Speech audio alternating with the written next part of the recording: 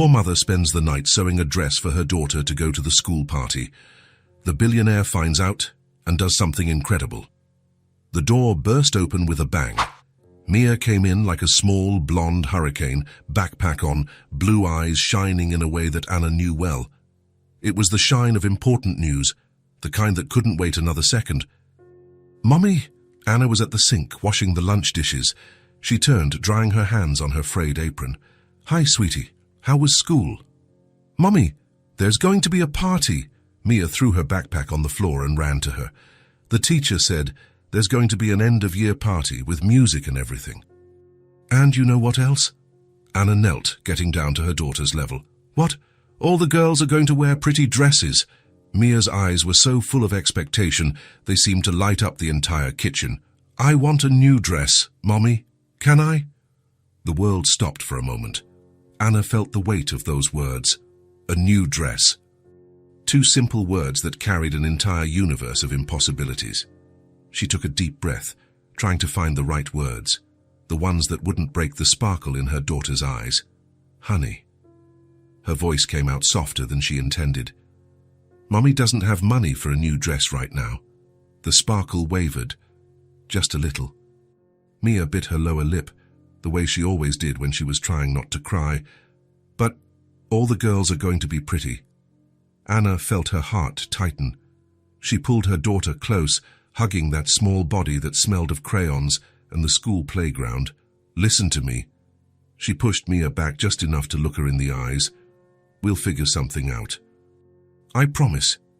"How?" Anna thought quickly. She had a few dollars saved up, the money she set aside for emergencies. It wasn't enough for a ready-made dress, but maybe... "We'll go downtown, together. We'll buy some really pretty fabric, and I'll make a dress for you." "You know how to make a dress," Anna smiled, even without being absolutely sure of the answer. "Now learn." Downtown was crowded. People everywhere, colorful shop windows, stores with mannequins displaying clothes that cost more than Anna earned in a month. She held Mia's hand tightly as they walked along the sidewalk. "Where are we going, Mummy?"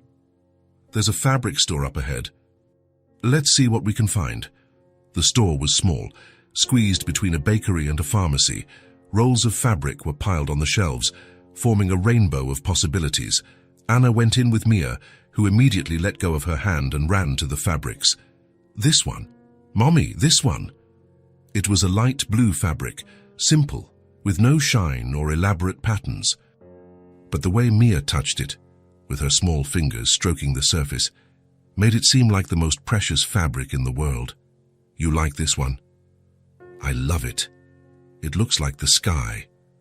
A saleswoman approached, a middle-aged woman with glasses on the tip of her nose. "Can I help you?" "How much is this fabric?" Anna asked, pointing to the blue roll. "So that's one of our cheapest, $3 a yard." Anna did the math in her head. She would need 2 yards, maybe 2.5 to be safe. She had exactly $7 in her wallet. "I'll take 2.5 yards." The saleswoman cut the fabric with a large pair of scissors, measuring carefully. She folded the cloth and handed it to Anna, who paid and left the store with Mia skipping beside her. "Is it going to be pretty, Mommy?" "It's going to be beautiful." "When are you going to make it?" "Tonight."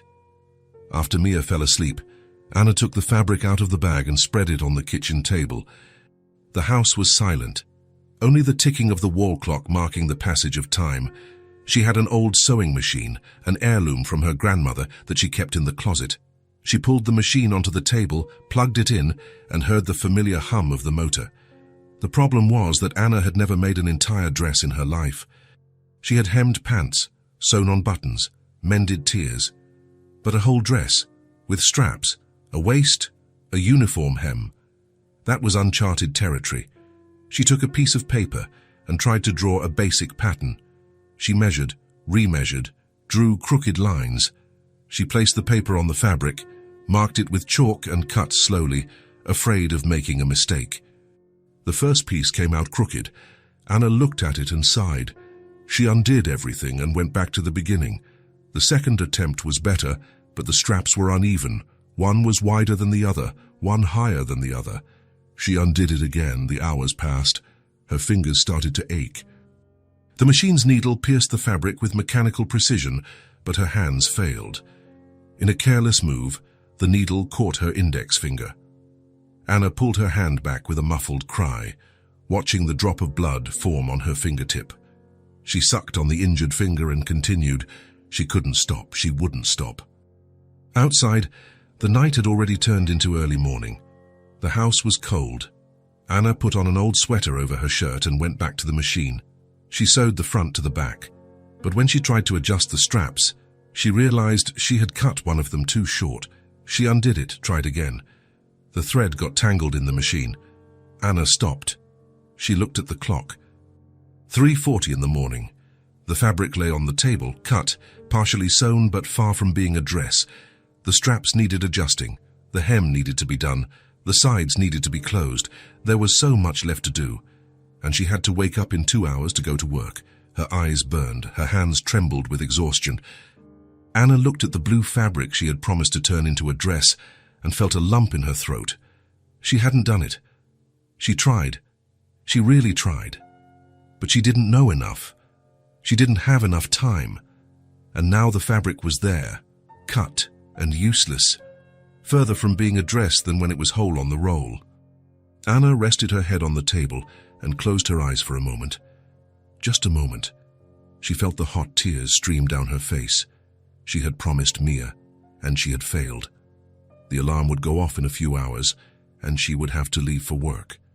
She would leave the incomplete fabric on the table, and when Mia woke up and asked about the dress, what would she say? Anna wiped the tears with the back of her hand and looked at the fabric again. Tomorrow. She would try again tomorrow. Maybe she could finish it before the party, maybe, but deep down, she knew she wouldn't have time. She turned off the sewing machine, put away the thread, the chalk, the scissors. She left the cut fabric on the table, a silent proof of a love that hadn't been enough to overcome a lack of skill. She dragged herself to her room and lay down on the bed. 2 blue eyes were watching her from the doorway. "Mommy." Anna turned. Mia was there, in her pajamas, a teddy bear under her arm. "Sweetie, what are you doing awake?" "I heard a noise." Mia came into the room and climbed onto the bed. "Are you crying?" "No, honey. I'm just tired." "Is the dress ready?" Anna pulled her daughter close, hugging that warm little body. "Not yet. But I'm going to make it, okay? I promise." Mia nodded against her chest and closed her eyes. "I know you will, Mommy. You always do everything right." The words cut like a knife. Anna kissed the top of the blonde head and held her daughter until she fell asleep again. When the alarm clock rang 2 hours later, Anna woke up with a heavy body and an even heavier heart. The fabric was still on the kitchen table, incomplete, like a broken promise. Hannah woke up with the alarm clock blaring like a siren inside her head. She reached out her arm, turned off the device, and stared at the ceiling for a few seconds. She had slept for 2 hours, maybe less. Her whole body ached. Her eyes burned as if there was sand in them. But work wouldn't wait, and she couldn't afford to miss a day. She got up slowly, each movement an extra effort. She passed by Mia's room and saw her daughter still sleeping, her blonde hair spread across the pillow, the teddy bear clutched to her chest. Anna closed the door carefully and went to take a shower. The cold water helped a little, but not enough. She put on her work uniform, drank a cup of coffee that was way too strong, and left the house before the sun had fully risen. The bus was crowded, people pushing, the smell of cheap perfume mixed with sweat. Anna rested her head against the window and closed her eyes. Just for a minute. The Walker mansion was on top of a hill, surrounded by impeccable gardens and high walls. Anna had worked there for 3 years as a cleaner, tidying, organizing, keeping every room sparkling. James Walker was the owner, a man in his 40s, with dark hair starting to gray at the temples, always dressed in expensive suits, polite but distant, rich but lonely. Anna rarely saw him. He left early, came back late, and when they were in the same house, he was just a silent presence behind closed doors. She clocked in at the back entrance and grabbed the cleaning cart from the supply closet. The routine was always the same. Start with the guest rooms on the second floor, go down to the living room, finish with the hallways. But today, every step was heavy. Anna cleaned the first room on autopilot. She wiped the surfaces, changed the sheets, fluffed the pillows. Her eyes burned. The light coming through the windows seemed to pierce straight through her brain. She went down to the ground floor. The main hallway was long, with a marble floor that reflected everything like a mirror. Anna knelt with the bucket beside her, wet the cloth and started to clean. Wipe, wring, wet again, repeat. The movement was mechanical. Her eyes started to feel heavy. She blinked several times, trying to fight off the sleep that insisted on coming. Just a little longer, she thought. Just finish this hallway and then I can rest in the kitchen. But her body had other plans. Anna sat on the floor for a moment.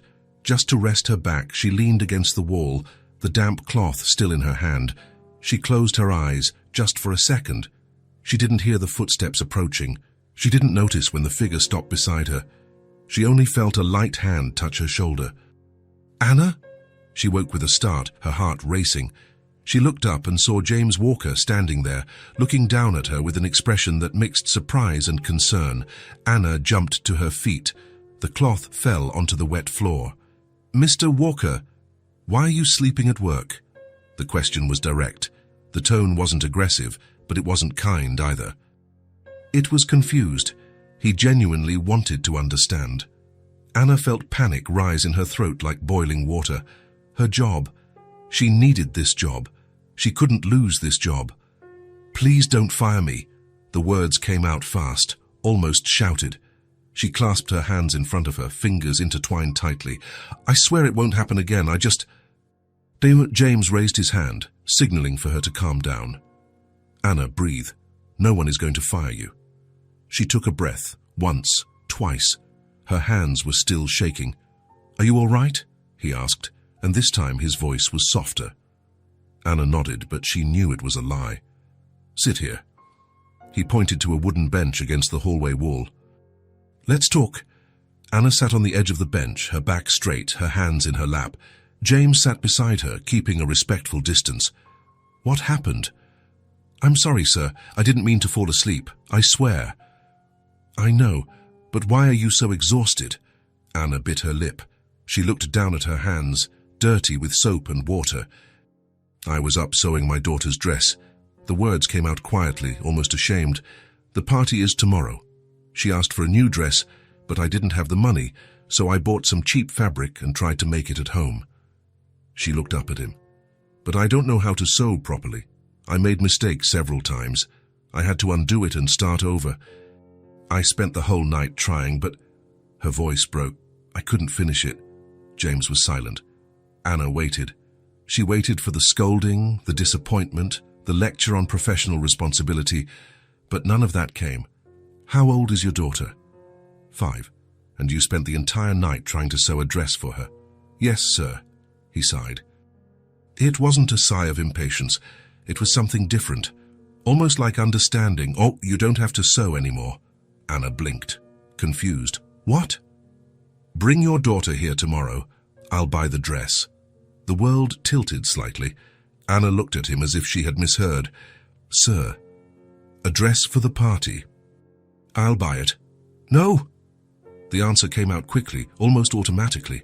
"No, I can't accept that." "Why not?" "Because it's not right. You already pay me for my work. I can't ask for more." "You're not asking." James turned to her, his gaze firm but gentle. "I'm offering." Anna shook her head.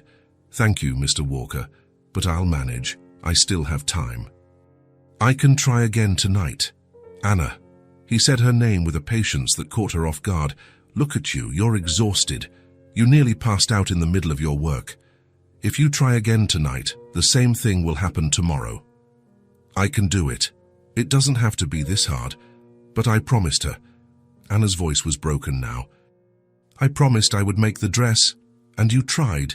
You did everything you could." James stood up, adjusting his suit jacket. "Tomorrow, 9 in the morning. Bring her here. We'll go downtown, pick out a pretty dress, and she'll go to her party happy." Anna remained seated, her hands clasped in her lap. "Mr. Walker, I don't want to be a burden." "You're not?" He looked at her. "And it's not a shame to accept help." "But 9 in the morning, Anna. Don't be late." He started to leave, but stopped at the end of the hallway. "And you can go home now. Get some rest. You need it." "But my work." "I'm giving you the day off." "Go." Anna stood there, not knowing what to do. Part of her wanted to refuse again to keep her dignity intact, but another part, the tired and broken part, just wanted to accept. "Why are you doing this?" James stopped. He stood with his back to her for a moment, hands in his pockets. "Because everyone deserves a little help now and then." And he left. Anna was left alone in the silent hallway, the cleaning cloth still on the marble floor, her heart beating slowly. She looked at her own hands, dirty, hurt, tired, and for the first time in a long time, she felt that maybe she didn't have to carry everything alone. Anna held Mia's hand tightly as they walked through the back gate of the mansion. It was 9 in the morning on the dot. She had thought about arriving earlier but didn't want to seem too eager. She had also thought about arriving later but didn't want to seem disrespectful. 9 in the morning was what they had agreed on. Mia was wearing her old dress, the one with faded polka dots that was already too short. Anna had tied her daughter's blonde hair into a simple ponytail, but a few rebellious strands escaped at the sides. "Mommy, are we really going to buy a dress?" "Yes, sweetie." "A real new dress. A real one." Mia squeezed her hand, her blue eyes shining. The back door opened before Anna could knock. James Walker appeared, dressed more casually than she was used to seeing him. Jeans, a white shirt with the sleeves rolled up to his elbows, no tie, no jacket. He looked different, younger, maybe, or just more human. "Good morning, Anna." "Good morning, Mr. Walker."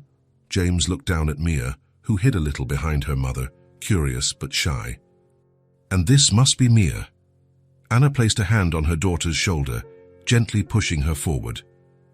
"Mia, say hi to Mr. Walker." Mia looked up, meeting his eyes.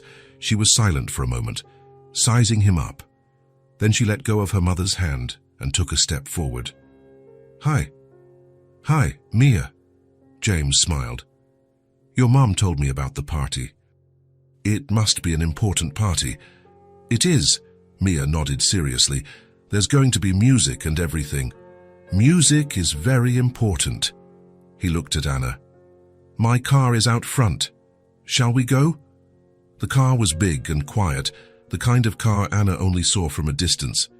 Inside, it smelled of new leather and air conditioning. Mia sat in the back seat, her eyes wide, her hands touching the upholstery carefully, as if she were afraid of getting it dirty. Anna sat in the front, her hands in her lap, tense. "Relax," James said as he started the engine. "I'm not going to charge you for the ride." She let out a nervous laugh. "Sorry. I'm not used to this." "I know." They drove down the hill in silence. Mia looked out the window, watching the big houses, the well-kept gardens, the clean streets, so different from the neighborhood where they lived. "Mommy, look at that dog." Anna turned. A golden retriever was running in a yard, chasing a ball. "It's beautiful, isn't it? Can I have a dog one day?" "One day, sweetie?" James looked in the rearview mirror, meeting Mia's eyes. "Do you like dogs?" "I do, but we can't have one because our apartment is small." "That makes sense." He turned a corner. "Dogs need space." "And food," Mia added seriously. "Mommy says dogs eat a lot." Anna felt her cheeks flush. "Mia, but it's true, you said so." James smiled but said nothing. Downtown was bustling, shops open, people walking back and forth, colorful windows competing for attention. James parked on a side street, and the three of them got out. Mia immediately grabbed her mother's hand, her big eyes taking everything in. "Where are we going?" Anna asked. "There's a good shop over there." James pointed to a storefront just ahead. "Let's take a look." They walked slowly. Mia stopped at every window, her nose almost pressed against the glass, observing the mannequins with dresses of all colors. "Look at this one, Mummy." It was a pink dress with bows on the sleeves. "It's pretty."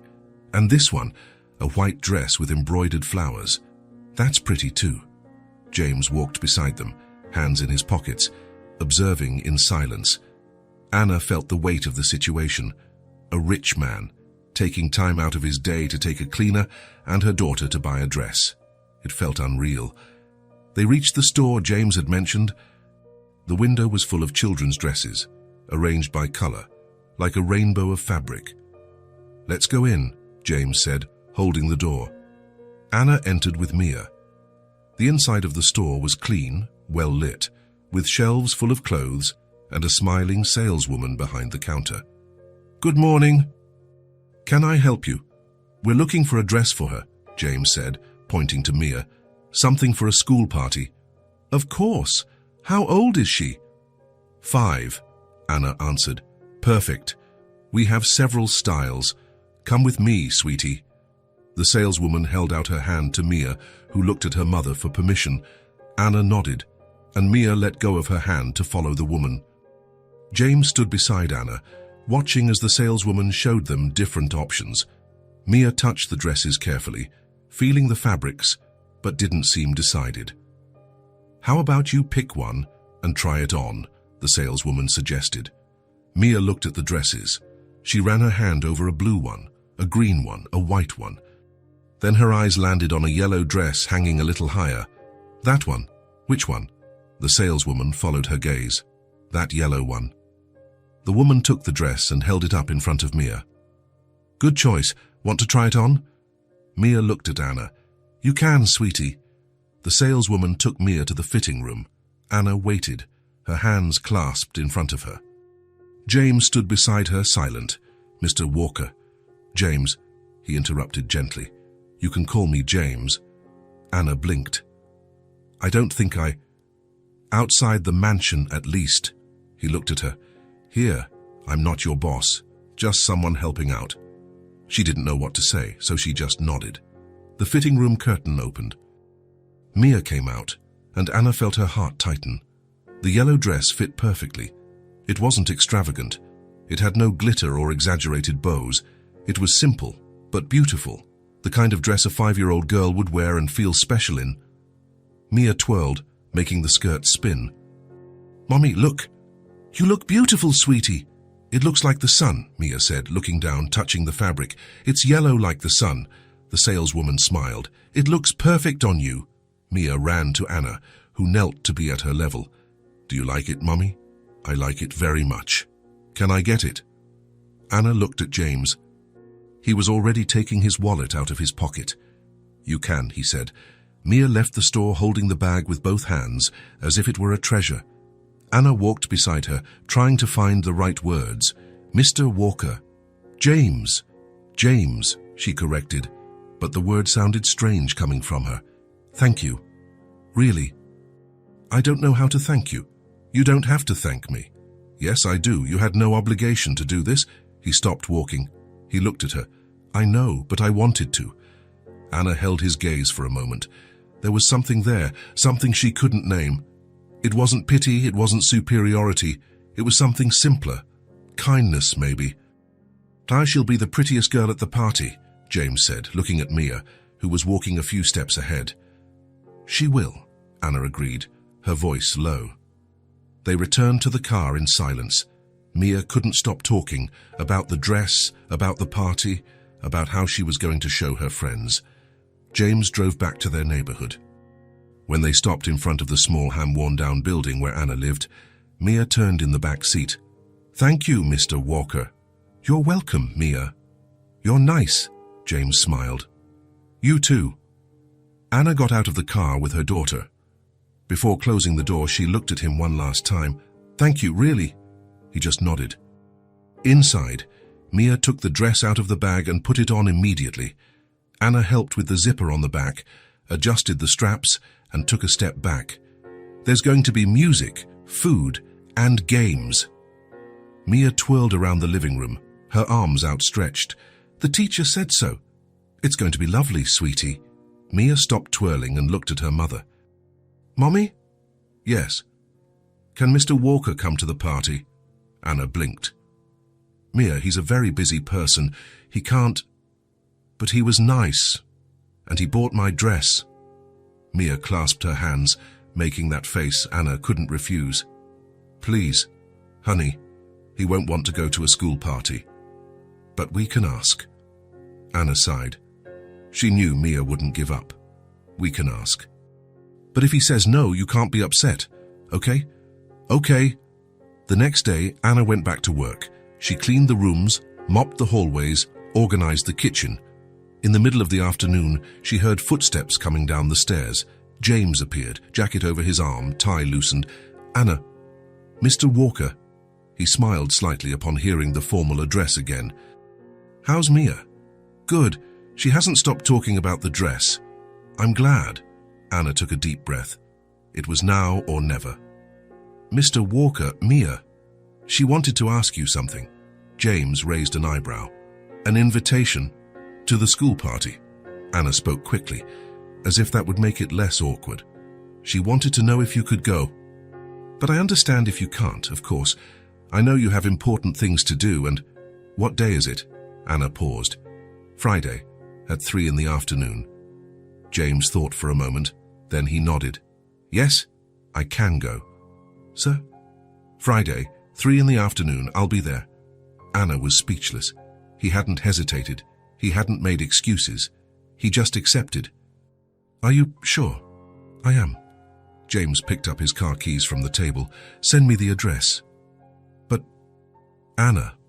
He looked at her, and this time there was something different in his eyes, something softer. She invited me, and I want to go.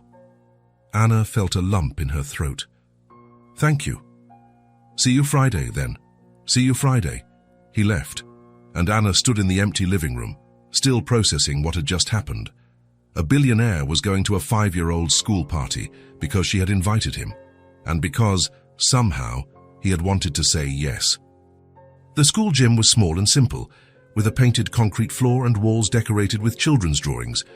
Someone had hung colorful streamers from the ceiling, forming lines that went from one side to the other. There were balloons tied to chairs, tables with paper tablecloths, and a stereo playing children's music a little too loudly. Anna was near the punch table, watching Mia play with the other girls. The yellow dress spun every time she twirled, and her blonde hair bounced on her shoulders. She was happy, completely happy, and that was all that mattered. The other mothers chatted in small groups, laughing, taking pictures, adjusting bows in their daughters' hair. Anna didn't get too close. She never did. Not because she was unfriendly, but because there was always an invisible distance between her and the others. They had husbands, their own cars, houses with backyards. Anna had a small apartment and overdue bills. Not that the other mothers were mean, they just lived in different worlds. Anna got a cup of punch and watched. Mia's teacher was organizing a game, something with chairs and music. The children ran back and forth, shouting, laughing, tripping over each other. She looked at the clock on the wall. 3:20. He wasn't coming. Of course not. Something must have come up. An important meeting. Something that men like James Walker did that was more relevant than a school party. And that was fine. Mia wouldn't even notice. She was too busy having fun.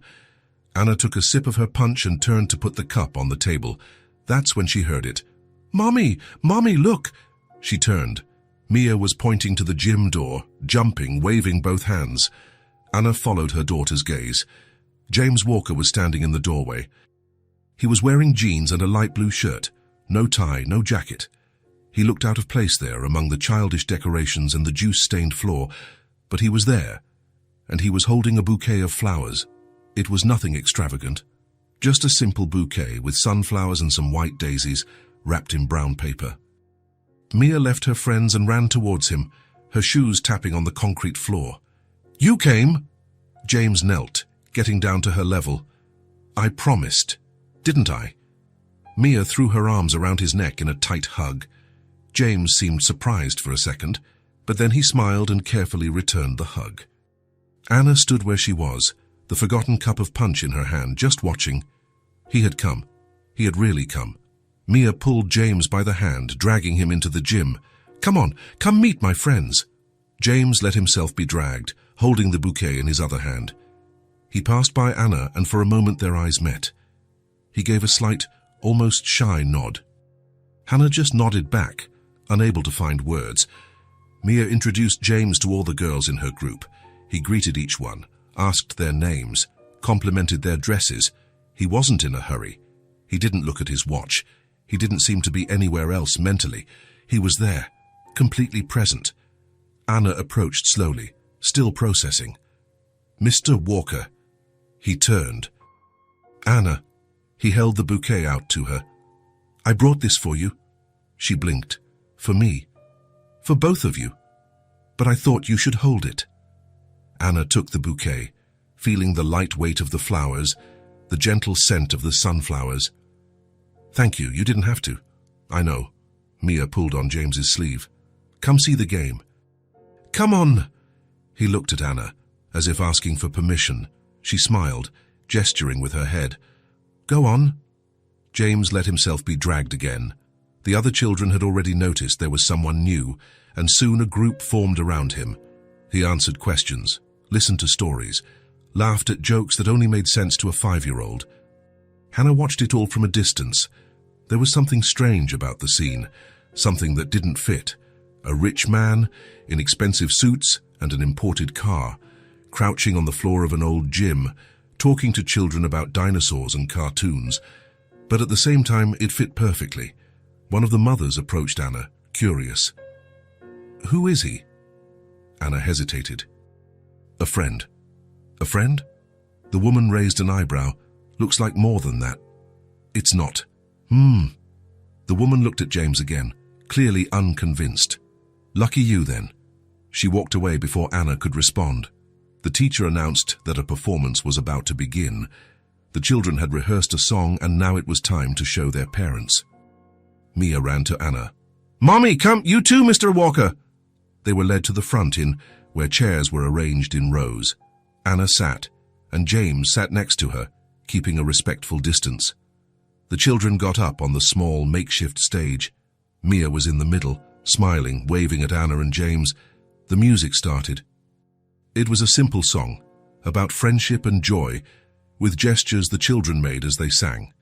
Some forgot the words. Others did the wrong gestures. Mia sang too loudly, off-key, but happy. Anna felt her eyes burn. She held the bouquet tighter, as if she needed something solid to hold on to. James was beside her, watching in silence.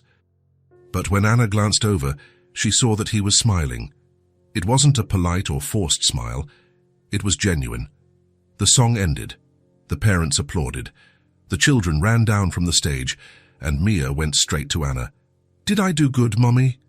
"You were perfect, sweetie." Mia turned to James.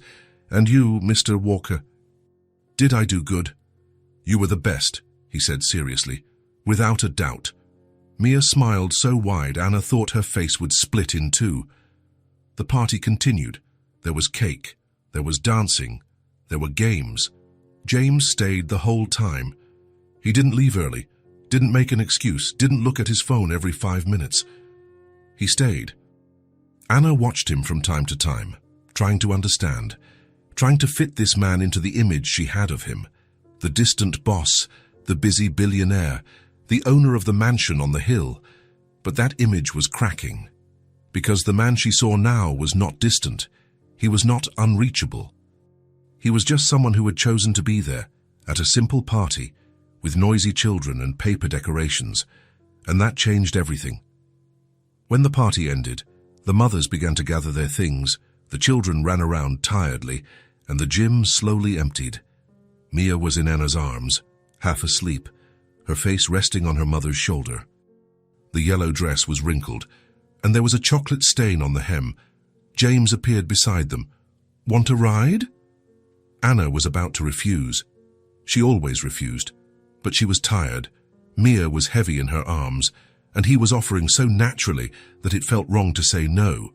"Yes, please." They walked to the car in silence. James opened the back door, and Anna placed Mia on the seat. The girl murmured something unintelligible and curled up, falling asleep again. Anna sat in the front. James started the engine and drove slowly, unhurriedly. "Thank you for coming," Anna said after a few minutes. "I wanted to come. Still, I know you have more important things to do." James didn't answer right away. He stared at the road, his hands on the steering wheel. "You know, Anna," he began slowly, "I have meetings. I have contracts. I have people waiting for decisions all the time." He paused. "But none of that makes me feel present, you know? It's all so automatic." He glanced at her. "Today I felt present." Anna didn't know what to say, so she just remained silent, looking out the window, holding the bouquet of sunflowers in her lap. When they arrived at her building, James helped carry Mia to the apartment. He placed the girl on the bed carefully, and Anna covered her with the sheet. They returned to the door, and Anna held the doorknob, hesitant. "James," he stopped. "Thank you for everything." He smiled. "You're welcome." And he left. Anna closed the door slowly and leaned against it, the bouquet still in her hand. Something had changed. She didn't know exactly what, but it had changed. Anna arrived at the mansion the following Monday with a heavy heart. She didn't know what to say, or if she should say anything at all, but the feeling of gratitude was too big to keep inside. She clocked in, got the cleaning cart, and started her routine. Guest rooms first, then the living room, then the hallways.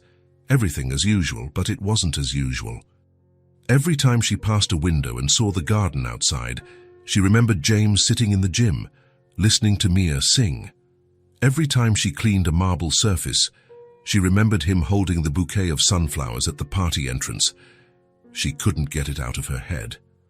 Around 10 in the morning, she heard footsteps coming down the stairs.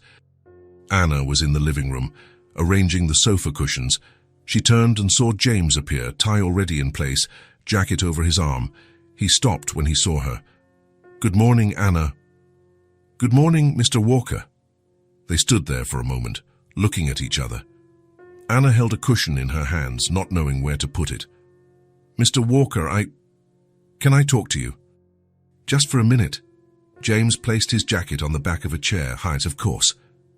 Anna dropped the cushion on the sofa and took a deep breath.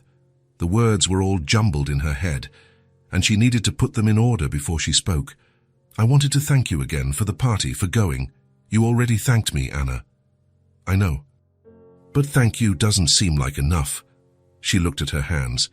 Mia spent the whole weekend talking about it.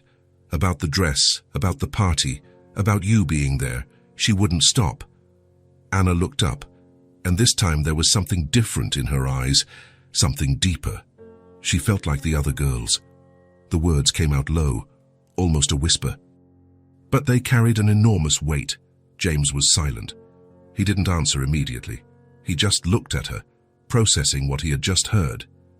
"Like the other girls," he repeated slowly. "Yes." Anna nodded. "She's always been different. Always been the girl without a father. The girl with old clothes, the girl who doesn't have the same things as the others. And she knows it. Even though she's little, she knows." Anna's voice cracked a little, but she continued. "But at the party, with the new dress, with you there, she felt the same. For the first time in a long time, she didn't feel less than anyone." James looked away, as if that was hard to hear. He walked to the window and stared outside, hands in his pockets. "Anna, I know you don't have to care about this. I know we're not your responsibility. But you did more for her than anyone else has ever done, and I needed you to know that." He turned to her. "You were the one who did that."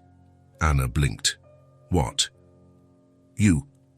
James took a step toward her. "I just bought a dress and showed up at a party.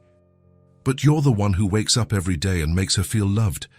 You're the one who works until you're exhausted to give her what you can.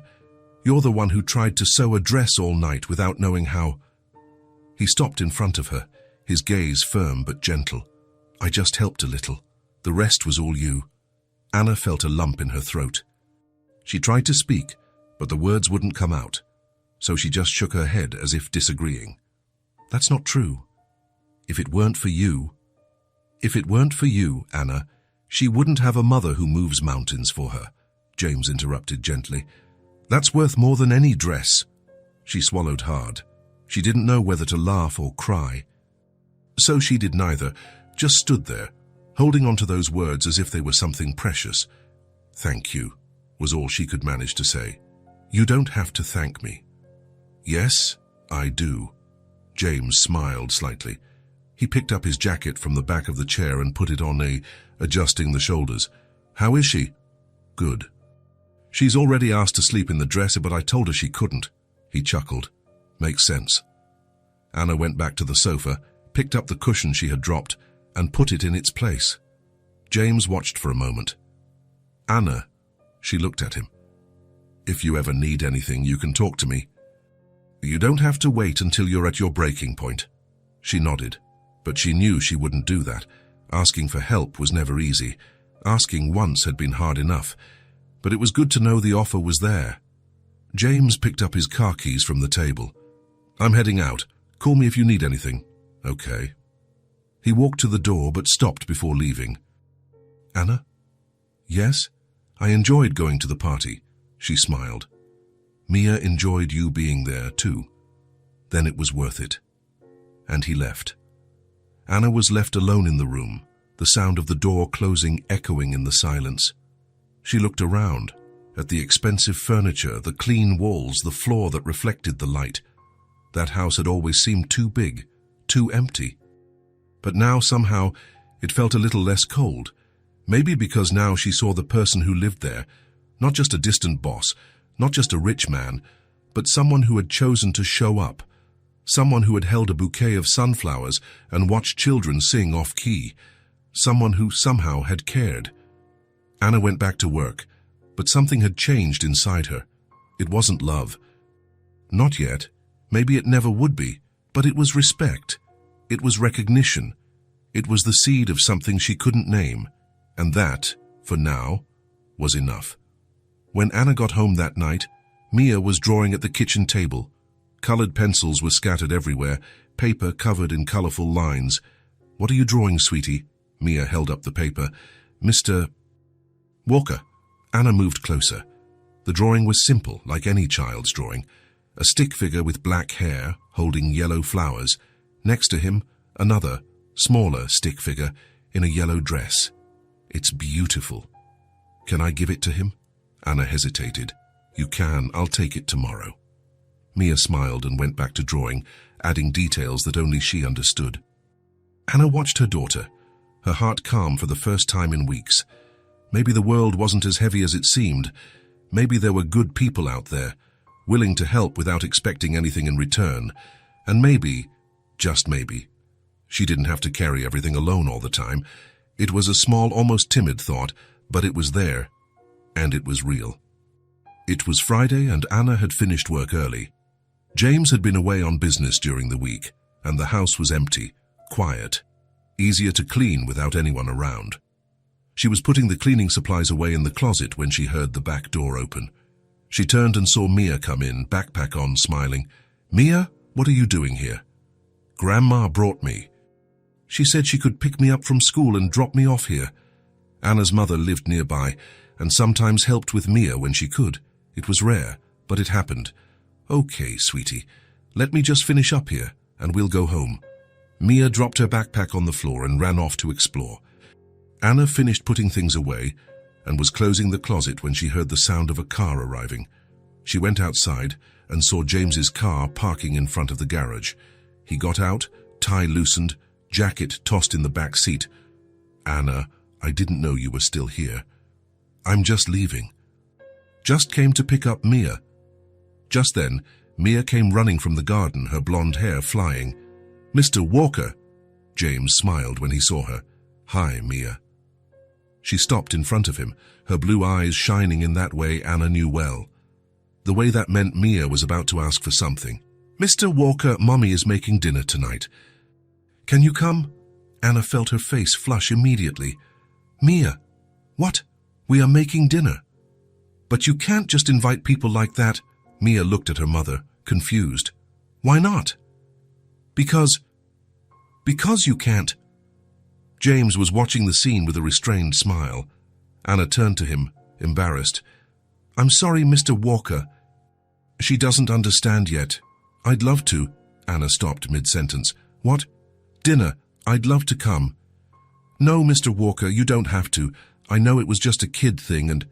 Anna, he interrupted gently. I want to come. Really. She was speechless. Mia jumped up and down, celebrating. Yay! See, Mommy. He's coming. Anna looked from Mia to James, still trying to process. But It's just a simple dinner. Nothing fancy. The apartment is small and... That's no problem. James put his hands in his pockets. What time? Anna sighed. She knew there was no turning back now. 7 o'clock. Perfect. Send me the address. You know where I live. You dropped me off there after the party. That's right. He smiled. See you at 7 or then. Anna spent the entire afternoon cleaning the apartment. She swept, mopped, organized the living room, fluffed the cushions on the old sofa.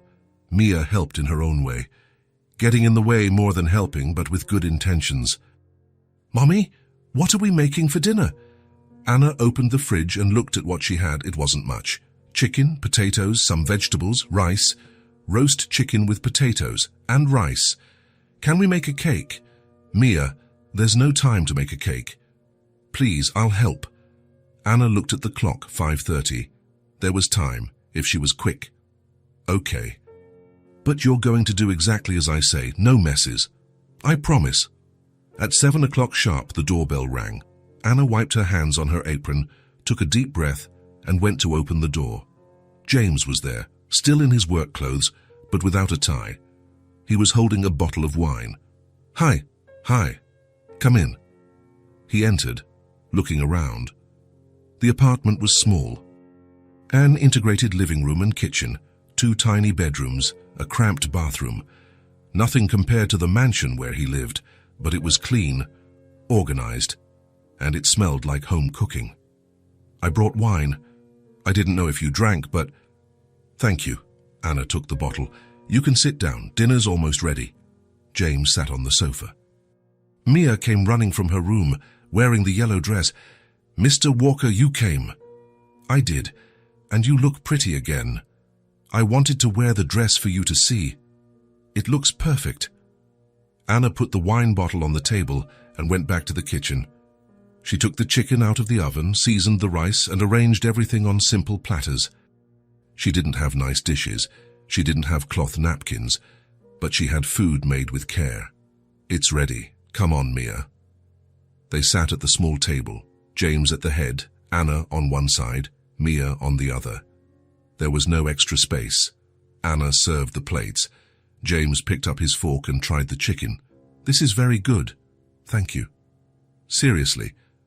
It's been a while since I've had a real home-cooked meal. Anna looked at him, surprised. You don't cook? No, I usually order takeout or eat out. Every day. Every day. She shook her head. That can't be healthy. James laughed. Probably not. Mia was eating her potatoes but stopped to look at him. Mr. Walker, do you live alone? I do. There's no one in your house. No one. Just me. It must be very quiet. James looked at Mia for a moment, as if he were really thinking about the answer. It is very quiet. I don't like quiet, Mia said, going back to her food. I like it when there's noise. When Mommy is singing or when we're talking. I like that too, James said softly.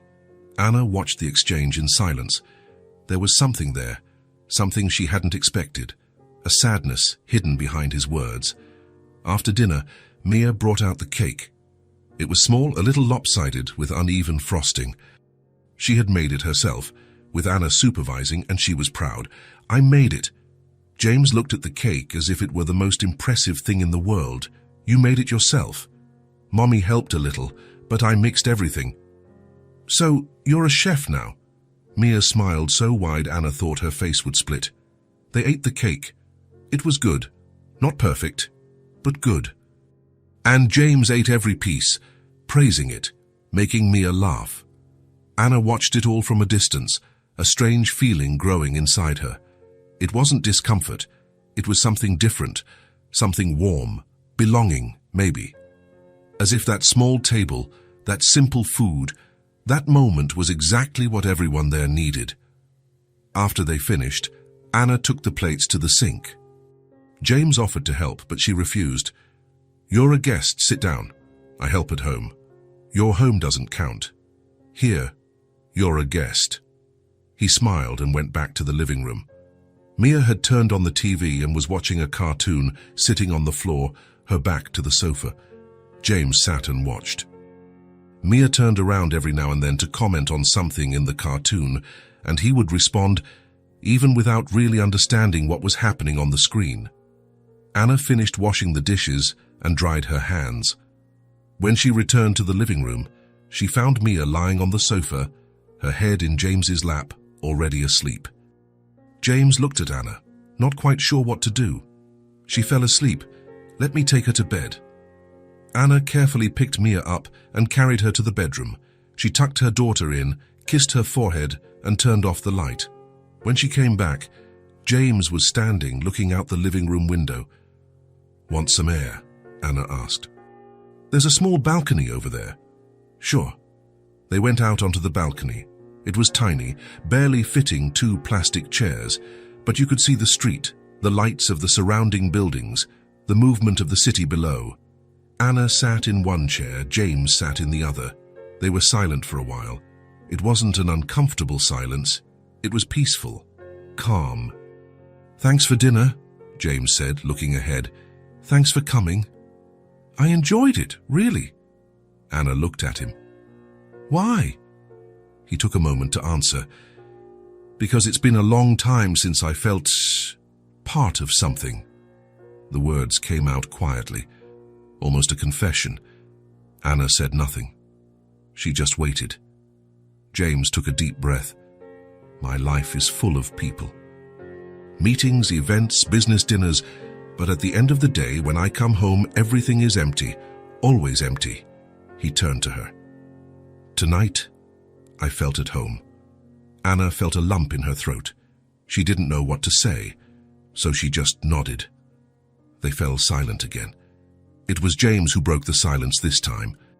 "Can I ask you a question?" "You can." "What about Mia's father?" Anna tensed. She wasn't expecting that question, but James had been honest with her, so she should do the same.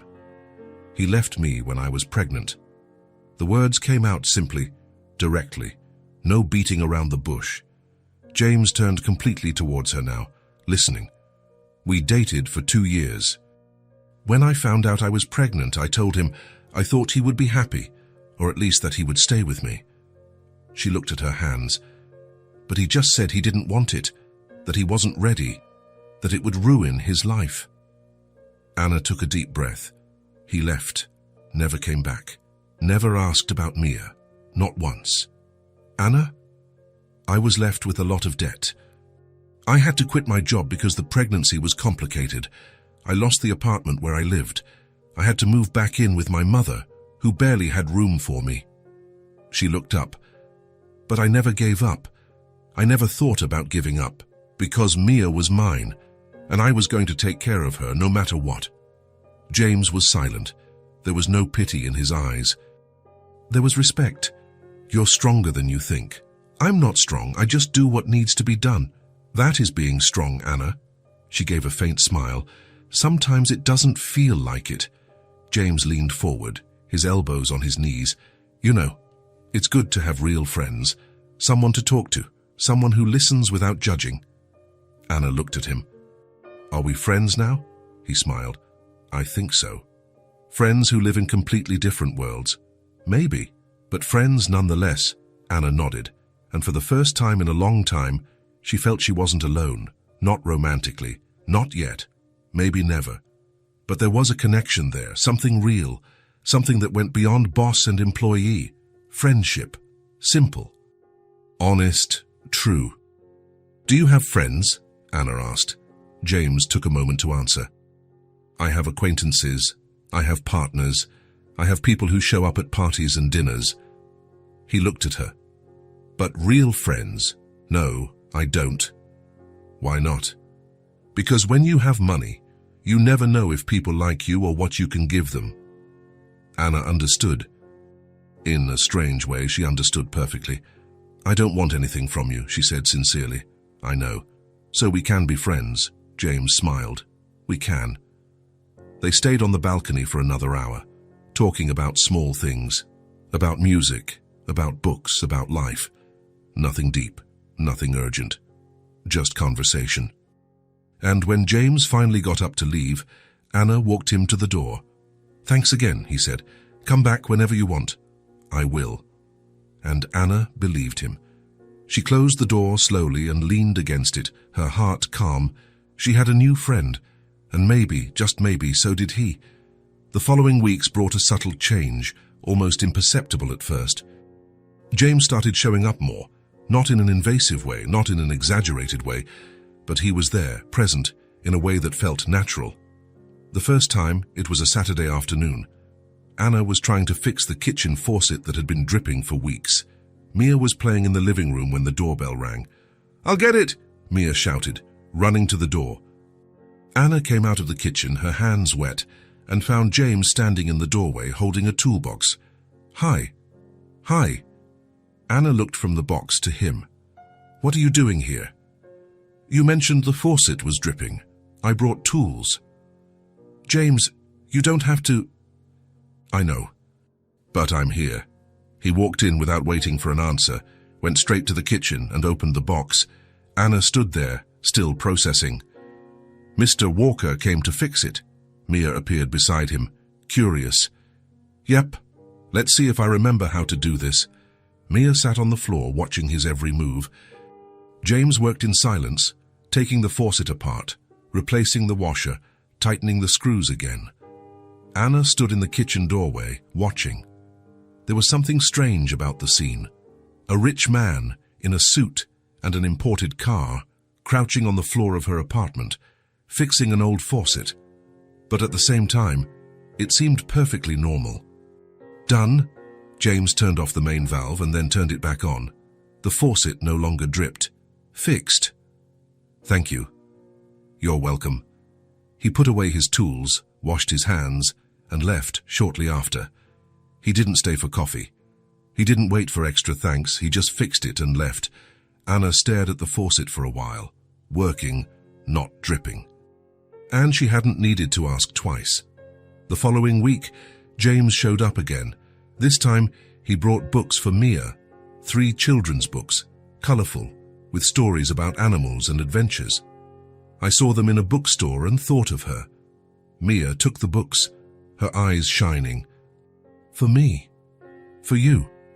She hugged the books to her chest and ran to her room, already flipping through the pages. Anna stood at the door, her arms crossed. "You don't have to keep bringing things." "I know." "Then why do you?" James put his hands in his pockets. "Because I want to." There was no excuse, no elaborate explanation, just the simple truth. Anna didn't know what to say, so she just nodded. Another day, it was a ride. Anna was waiting for the bus in the rain when James's car pulled up in front of her. He rolled down the window. "Get in." "I'm going home." "I know. Get in." Anna got in. The car was warm, dry, and she realized how soaked she was. "Say sorry for getting the seat wet." "It's fine." They drove in silence for a few minutes. The rain hit the windshield, creating a rhythmic and comfortable sound. "You're always around when I need you," Anna said, looking out the window. "Coincidence?" "It doesn't seem like it." James smiled but didn't answer. When they stopped in front of her building, Anna hesitated before getting out. "Thank you again." "You're welcome. Again." She got out and ran inside. When she looked out her apartment window, the car was still there, waiting until she was safely inside. Only then did he drive away. The visits became routine. Not every day, sometimes once a week, sometimes twice. But he always showed up. He brought small treats, a chocolate for Mia, a coffee that Anna liked, a plant for the balcony because she had mentioned wanting more greenery around. Little things, small gestures, but they meant so much. Anna started to realize she looked forward to these visits, not anxiously but calmly. Like when you know something good is going to happen, without being in a hurry. Mia also started asking about him. "Is Mr. Walker coming today?" "I don't know, sweetie." "He could come. I wanted to show him my drawing." And when he did show up, Mia would run to him as if it were the most natural thing in the world. She would show him drawings, tell him stories from school, ask him to play. And James always stopped, always listened, always played. Anna watched from a distance, and something inside her began to change. It wasn't sudden. It wasn't dramatic. It was like a plant growing slowly. You don't see the growth happening, but one day you look and realize it's bigger. One night, after Mia was asleep, Anna was alone on the balcony. James had left earlier, after having dinner with them. It had become a habit now. He would show up, they'd have dinner, talk, and he would leave. Simple. Comfortable. Anna looked at the plant he had brought. It was growing well, its leaves green and healthy. She thought about the fixed faucet, the books on Mia's shelf, the rides, the dinners. She thought about how the house seemed lighter when he was there, and suddenly she realized something that scared her a little. She liked him, not as a boss, not just as a friend. She liked him, the way he talked to Mia, the way he listened without judging, the way he showed up without fuss, fixed things, brought small gifts, smiled from the corner of his mouth. She liked the way he made her feel seen, valued, important. Anna took a deep breath. This couldn't be happening. It shouldn't be happening. They were from different worlds. He was rich, successful, could have any woman he wanted. And she was a single mother, a cleaner, full of debts and responsibilities. It didn't make sense. But the heart doesn't care much for sense. James was feeling something too. He couldn't quite name it. He didn't have experience with this sort of thing. But he noticed he thought about Anna and Mia more than he should. When he was in the empty mansion, he thought of the small apartment full of life. When he had lunch alone, he thought of the simple dinners at the cramped table. When he saw something interesting, he thought about buying it for Mia. His house, which had always been just a place to sleep, now seemed too lonely. He would walk through huge and silent rooms and think of the sound of Mia running through the living room. He would sit on the expensive leather sofa and remember the old sofa where they cuddled to watch cartoons. It was getting hard not to notice. It was getting hard not to admit. He liked being with them. He liked being part of that little world. And maybe he liked Anna more than he should. The way she took care of Mia with such dedication, the way she worked without complaining, the way she smiled when he showed up, that small but genuine smile, the way she never asked for anything but accepted help with a silent gratitude that took him apart inside. James was driving back home after another dinner when he realized he was smiling. For no reason, just smiling. And he knew he had a problem, because this was no longer just friendship. It was something more, something that was growing slowly, in the small gestures, the little visits, the discreet smiles, enchantment. Simple, silent, inevitable. And as terrifying as it was beautiful, Anna was washing the dishes when Mia appeared beside her. "Mommy." "Yes, sweetie?" "Do you like Mr. Walker?" Anna almost dropped the plate. "What? Do you like him? Really like him?" Anna dried her hands, trying to buy time. "Why are you asking that?" "Because you smile differently when he's here." Anna was speechless. How did a 5-year-old notice these things? "He's our friend, Mia." "I know. But do you like him more than a friend?" Anna knelt, getting to her daughter's level. "Why is this important to you?" Mia shrugged. "Because I like him. And I wish he would stay forever." The words hit Anna in the chest. "Sweetie, things aren't that simple." "Why not?" Because they're not." Mia looked at her with those huge blue eyes. "But if you like him and he likes you, can't you be together?" Anna had no answer, because the truth was she didn't know if he liked her. She knew he liked being with them. She knew he cared, but that was different from really liking someone. "We'll see, okay?" Anna said, kissing her daughter's forehead. "Now go brush your teeth." Mia ran off. Anna was left alone in the kitchen, her heart tight. The enchantment was growing, slowly, silently, and she didn't know if she had the courage to let it grow any further. James was in his office at the mansion, staring at the computer screen. It was almost 11 at night, and he hadn't been able to concentrate on anything all day. He was thinking about Anna, about the conversations they'd had, the things she'd told him, about the debts that remained after Mia's father left, about how she was still making payments, even years later. About how every month was a struggle to make ends meet. She had never asked for help. She had never hinted at anything. She had just told him when he asked, with that quiet honesty that was her trademark. And now James couldn't stop thinking about it. He had money. Money he didn't even use. Money sitting in accounts, investments, applications. Money that made no difference in his life but could make all the difference in hers. Why not help? He knew the answer. Because Anna had her pride. Because she would refuse. Because she would think she was being treated with pity. But what if she didn't know? What if he just did it without announcing it? James picked up the phone and called his accountant. "Mark, it's me. I need you to do something for me." It took 3 days.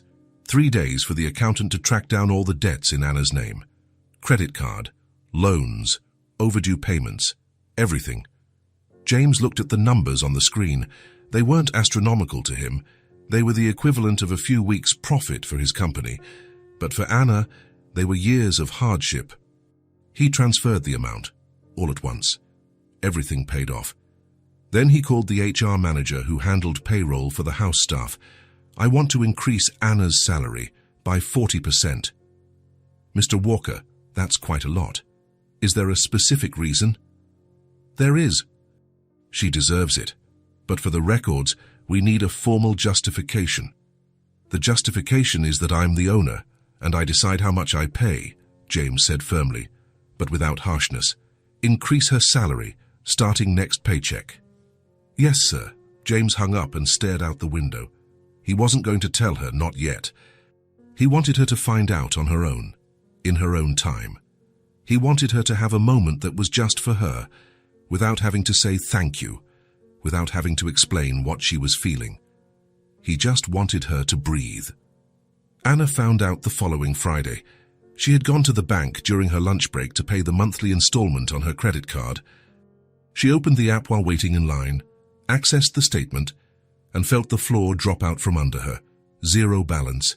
She blinked, looked again, closed the app, opened it again. Still 0. Her heart started to beat faster. She got out of line, went to a corner and called the bank. "Good morning, I need to confirm some information about my account." "Of course, ma'am. What is your question?" "My credit card shows a 0 balance, but I still owed over $10,000. "One moment." The operator was silent for a few seconds. "Yes, ma'am. Your debt was paid in full last Tuesday." Anna felt her legs go weak. "Paid off?" "By whom?" "The payment was made via bank transfer. I don't have any more details than that, but I can confirm that the amount was received and your debt is cleared." "Are you sure?" "Yes, I am. It's all paid off." Anna hung up, her hands trembling. She opened the app for the other bank note where she had the personal loan, 0 balance. "No. It can't be." She called again. Same answer. Paid off. Tuesday. Bank transfer. Anna leaned against the bank wall, her legs weak, her heart racing. Someone had paid her debts, all of them, at once, and she only knew one person who could do that. Anna didn't go back to the mansion that day. She went straight home, picked Mia up from school, and made dinner on autopilot. Mia was talking Bassam, but Anna barely heard. She was processing, trying to understand. Why had he done this? She had told him about the debts in a conversation. She hadn't asked for help. She hadn't hinted at anything. She had only told him because he asked, sure, because he seemed genuinely interested in understanding her life. And now everything was paid. Everything. Anna put Mia to bed and sat on the balcony, looking at the empty street. She had to talk to him. She had to understand. She picked up her phone and sent a text. "I need to talk to you. Tomorrow." The reply came quickly. "Of course. Whenever you want." On Saturday morning, Anna left Mia with her grandmother and went to the mansion. She rang the bell at the main entrance, not the back one like she always did. James opened the door. Jeans, a grey shirt, barefoot. He looked younger like this, more approachable. "Anna, come in." She entered. The house was silent. It always was. "Want some coffee? I just made a pot." "No, I want to talk." James nodded and led her to the living room. They sat facing each other. Anna took a deep breath. "Did you pay off my debts?" James didn't look away. He didn't hesitate. Yes. The confirmation was simple, direct, no beating around the bush. Anna felt tears burn in her eyes, but she held them back. Why? Why did you do that? Because I could. That's not an answer. James leaned forward, elbows on his knees. Yes, it is. I could help, so I helped. James, this isn't a small thing. It's a lot of money, years of debt. I can't just accept this. You don't have to accept it. It's already done. Anna shook her head, her voice rising higher than she intended. Gabbett, I never asked. I never implied I wanted this. I know. Then why? James was silent for a moment. Then he stood up and walked to the window, hands in his pockets, looking out. You told me about the debts, about how you were still paying them off, even after all this time, about how hard it was to make ends meet every month. He turned to her. And I kept thinking, why does she have to carry this? Why does she have to pay for a choice that wasn't hers? Anna was quiet, listening. The guy left you pregnant, alone, full of debt, and still, you stayed. You took care of Mia. You worked until you were exhausted. You did everything right. He took a step toward her. And yet you were still being punished, every month, every year, paying for something that wasn't your responsibility. He stopped in front of her. No one should be punished for being strong, Anna. The words hit her like a punch to the gut. Anna felt the tears overflow, streaming down her face uncontrollably. James, you deserve to breathe. You deserve not to wake up worried about whether you can pay the bills. You deserve to have peace. He knelt, getting to her level, and I had a way to give that to you. So I did. Anna covered her face with her hands, her shoulders shaking. She cried silently, all the pressure of years finally being released. James stood there, waiting. He didn't touch her. He didn't try to console her with empty words. He just waited. When Anna finally lowered her hands, her face was red, her eyes swollen. I don't know how to thank you. You don't have to. Yes, I do. She wiped the tears with the back of her hand. You have no idea what this means. I woke up every day with that weight, every single day. Thinking about how much was left, how long it would take if I would ever get out from under it. She looked at him, her voice breaking. And now there's nothing. It's all paid. I can breathe. James smiled gently. Then it was worth it. Anna stood up and, without thinking, hugged him. It was instinctive. She needed to thank him somehow, and words weren't enough. James was surprised for a second, his arms frozen in mid-air. But then he hugged her back, holding her carefully, as if afraid of breaking something precious. They stayed like that for a while. Anna cried softly against his chest, and James just held her, letting her feel everything she needed to feel. When Anna finally pulled away, she wiped her face again. I'm sorry. I didn't mean to. You don't need to apologize. She gave a faint laugh. You raised my salary too. James made a guilty face. You found out. Of course I found out. 40% isn't a small amount. It was supposed to be a surprise. James, Anna shook her head, but she was smiling now.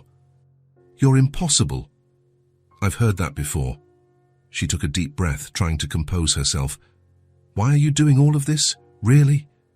James looked at her for a long moment. There was something in his eyes, something deep and sincere. Because you two changed my life first, Anna blinked. So it what? You and Mia. He walked back to the sofa and sat down, his eyes fixed on her. I was living in this huge house, alone, with no one. I worked all day, came home to an empty house, slept, and repeated it all the next day. It was automatic, lifeless. He paused, and then you two appeared, not out of nowhere, of course. You had been working here for a long time, but I had never really paid attention, until that day I found you sleeping in the hallway. Anna remembered. It seemed like so long ago. And suddenly, I was buying a dress, going to a school party, having dinner in a small apartment, doing things I had never done before. He smiled. And for the first time in years, I felt alive again. Anna felt her heart tighten. You reminded me of what's important, of what really matters. It's not money, It's not work. It's not having a huge house. He looked around. It's having people. It's having a connection. It's having someone who cares if you made it home or not. He looked back at her. You and Mia gave me that, without asking for anything in return, without expecting anything. His voice grew softer. So when I paid your debts, it wasn't charity. It was gratitude, because you two changed my life first. Anna couldn't speak. The words were gone. So she just nodded, the tears returning. James stood up and walked over to her again. We help each other, Anna. That's how it works. You helped me without knowing it. Now I've helped you back. He smiled. And if you need help again, I'll be here. Anna looked at him, no longer seeing the distant boss, no longer seeing the rich and unreachable man. She saw a friend. She saw someone who cared. She saw someone who had chosen to be present. Thank you, was all she could say, but it carried everything she felt. You're welcome. They stood there, in the middle of the huge, silent living room, but the silence was no longer empty. It was full of promise, of presence, of trust. When Anna left the mansion that afternoon, the sun was beginning to set. She walked slowly to the bus stop, but this time she wasn't tired. She was light. For the first time in years, she had no debt. She didn't have that constant weight on her chest. She could look to the future without fear, and it was all thanks to him. She thought of James, of the way he had spoken, the way he had held her when she hugged him, the way he had said, "You two changed my life first." Her heart beat faster.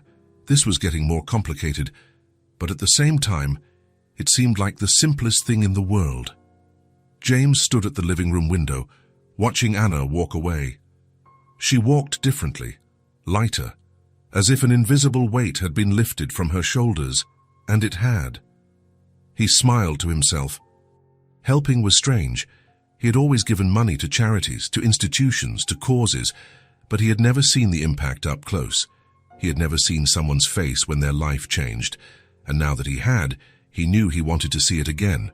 Not for his ego, not to feel powerful, but because helping someone you care about changes you too. James went back to his office, but he couldn't work. He just kept thinking about Anna, about Mia, about how that house seemed less empty when he thought of them, and about how, for the first time in a long time, he had something to look forward to besides the next workday. He had friendship, he had connection, he had life, and that was worth more than all the money in the world. Summer had arrived. The days grew longer, the sun took longer to set, and the mansion's garden was in full bloom. Anna had brought Mia over to spend Saturday afternoon there. It wasn't strange anymore. It had become a habit. James was on the back porch, sitting in a wooden chair, watching Mia run across the lawn. She chased butterflies, her blonde hair shining in the sun, her laughter echoing through the garden. Anna was beside him, in a matching chair, barefoot, a glass of lemonade in her hand. "She never gets tired," Anna said, smiling. "Infinite energy." "I wish I had half of that," James smiled. They were silent for a moment, just watching. The sky was beginning to turn orange, the evening slowly approaching. "Thank you for letting her come," Anna said, looking at him. "She can come whenever she wants. You too." "I know, but thank you anyway." James nodded. Mia had found a flower and was running towards them, holding it like a trophy. Look what I found." Anna bent down to see. "It's so pretty, sweetie. Can I give it to Mr. Walker?" "Of course." Mia held the flower out to James. It was a simple daisy, a little crumpled, but she held it as if it were the most special thing in the world. "For you." James took the flower carefully. "Thank you, Mia. I'll keep it. For real. For real." She smiled and ran off again, back to the garden. Anna watched James carefully place the flower in his shirt pocket. "You don't have to actually keep it." "I know, but I want to." She smiled and went back to watching Mia. The sun sank lower. The sky turned pink, then purple, then began to darken.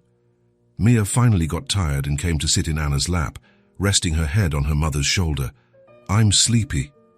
"Already?" "It's only 7. I ran a lot." Anna ran a hand through her daughter's hair, smoothing the messy strands. "Want to go home?" Mia shook her head. "I want to stay a little longer." "Okay." They stayed like that, Mia almost asleep, Anna holding her. James watched from a distance, that simple scene that seemed so complete. After a few minutes, Mia was fast asleep. Anna lifted her carefully. "I'm going to put her on the sofa inside." "Need help?" "No, it's okay, she's light." Anna went inside the house. James was left alone on the porch, looking at the now dark garden, illuminated only by the outdoor lights. Anna returned a few minutes later. "She's out like a light." She really wore herself out. Anna sat down again, picked up her glass of lemonade, and took a sip. They were silent, but it wasn't uncomfortable. It was the kind of silence that exists between people who don't need to fill every second with words. The wind blew gently, carrying the scent of flowers. The cicadas chirped in the distance. It was one of those moments that was in no hurry to end. "James, can I ask you a question?" "Of course." Anna looked at him. "Do you regret it? Helping us? Getting closer?" James turned to her, surprised. "Why would I regret it?" "Because we kind of invaded your life.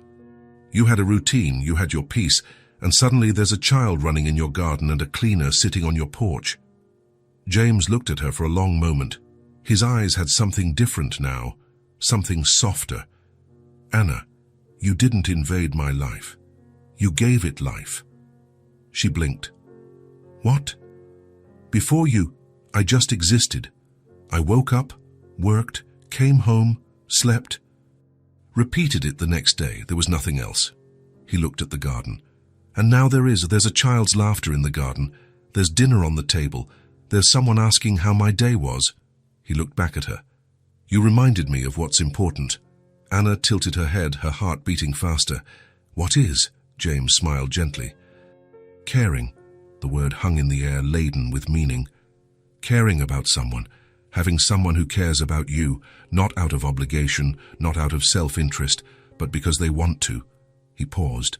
"I had forgotten what that was like, and you reminded me." Anna felt her heart tighten. She didn't know what to say. Tears began to burn in her eyes. James continued, his voice low but firm. "I spent years building a life that looked perfect on the outside. Big house, money, success. But inside, it was empty. Completely empty." He looked at his own hands. "And then you two appeared. With a yellow dress, a simple dinner, conversations on the porch, and suddenly I felt alive again." He looked up. "So no, Anna. I don't regret it. Not one bit. You two are the best thing that's happened to my life in a very long time." Anna wiped away the tears that were starting to form, laughing softly. "You always know what to say." "Not always, but today I do." They fell silent again. The wind was blowing stronger now, but it was pleasant. Inside, Mia slept on the sofa, covered with a blanket James had placed over her. Anna looked at her own hands, hands that worked so hard, that carried so much weight. But now, for the first time in years, they were resting. "You know," she began slowly. "I care too." James looked at her. "I know." "No, I mean..." She took a deep breath. "I really care. About you, about what you're feeling, about whether you're okay or not." The words came out more vulnerable than she intended. "You've become important to me, James. I don't know when it happened, but it happened." James smiled, that gentle smile she had learned to recognize. "You're important to me, too." "Really?" "Very." Anna felt something release inside her. Something that had been trapped for a long time. "This is scary," she admitted. "It is, but it's also good." "It is." They looked at each other, unhurried, unafraid, just letting that moment exist. James reached out his hand, slowly, and Anna took it. Their fingers intertwined naturally, as if they had always fit together that way. They stayed like that for a while, holding hands, looking at the garden, listening to the sound of the cicadas and the wind in the trees. They didn't need words now. They just needed to be there, together. Half an hour later, Anna gently woke Mia. The girl grumbled but got up, still sleepy. James offered them a ride and they accepted. The drive was quiet. Mia slept in the back seat and Anna looked out the window. When they arrived at the building, James turned off the engine. Anna, yes, thank you. She turned to him. For what? For letting me be a part of your lives. Anna smiled. Thank you for wanting to be a part of it. They looked at each other for a moment. Then Anna leaned in and kissed his cheek, softly, quickly. Good night, James. He sat there, surprised, his hand instinctively rising to touch where she had kissed him.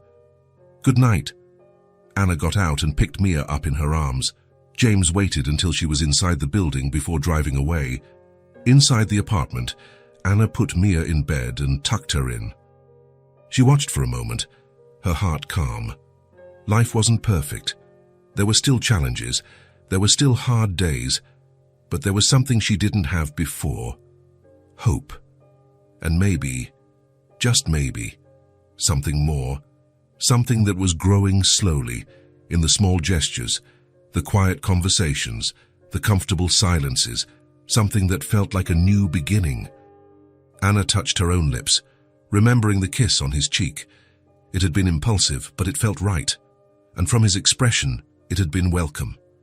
She smiled to herself and went to her room. James arrived at the mansion and stood in the garden for a moment. He touched his cheek again where her lips had been. Something was changing. He could feel it. It was no longer just friendship. It was no longer just gratitude. It was something deeper, something he hadn't felt in years. And it was scary. But at the same time, it felt like the most natural thing in the world. James went inside, up to his room, and put the flower in a glass of water on his nightstand. It was nothing special, just a simple daisy a child had given him. But it meant everything, because it meant someone had thought of him, that someone cared, and in the end, that's all that mattered. That night, in 2 different places, 2 people slept in peace. Anna in the small apartment, Mia beside her, her heart light and hopeful. James in the large mansion, alone but not lonely, the flower beside his bed, her touch still burning softly on his skin. And outside, the world kept turning. But for them, something had changed. It wasn't dramatic. It wasn't explosive. It was simple, human, discreet. It was the promise of possible new beginnings, of better days, of sincere smiles, of hands that meet and hearts at peace, of a child's laughter running through the garden, of dinners at a small table, of conversations under the setting sun, of caring, truly caring, and maybe, in the future, of something more. But for now, this was enough, because in the end, what really mattered was this: caring, and they had learned together. If this story touched your heart, subscribe to the channel and turn on notifications so you don't miss the next ones. Leave a like because it helps this story get recommended to more people. See you in the next story.